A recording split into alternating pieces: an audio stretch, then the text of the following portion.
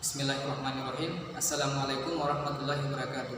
Saya David Riansyah, NIM 2151200018. Baik, di sini saya akan menyelesaikan tugas saya, yaitu tugas ujian tengah semester dengan mata kuliah kewarganegaraan dan dengan materi dari kelompok saya, yaitu hak dan kewajiban warga negara.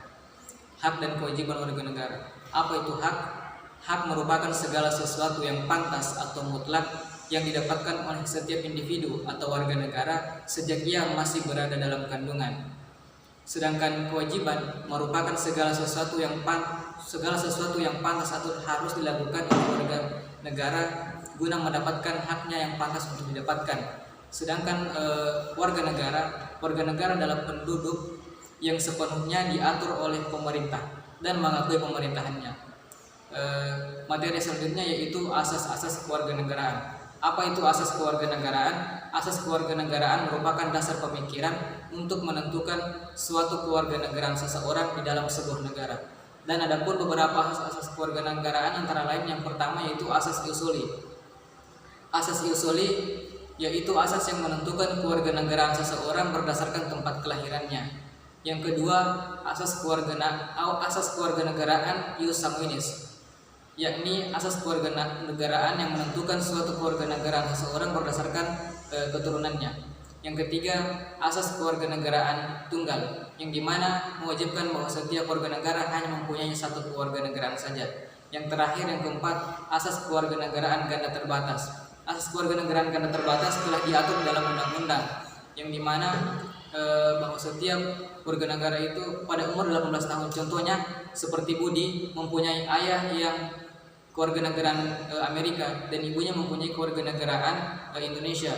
Nah, pada umur 18 tahun ia diberikan kewajiban untuk menentukan kewarganegaraannya, apakah ia mengikuti kewarganegaraan ayahnya atau kewarganegaraan ibunya.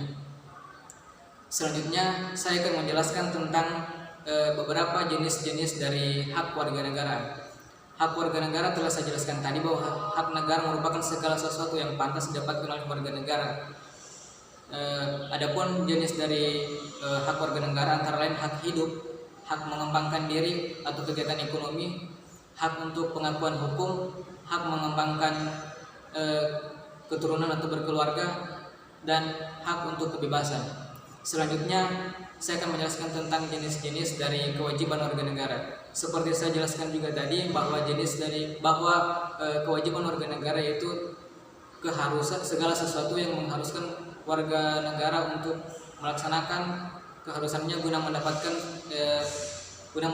haknya untuk didapatkan. Adapun jenis-jenis dari kewajiban warga negara antara lain kewajiban membayar pajak, kewajiban mematuhi peraturan, dan kewajiban untuk menjalankan peraturan yang ada di negara tersebut.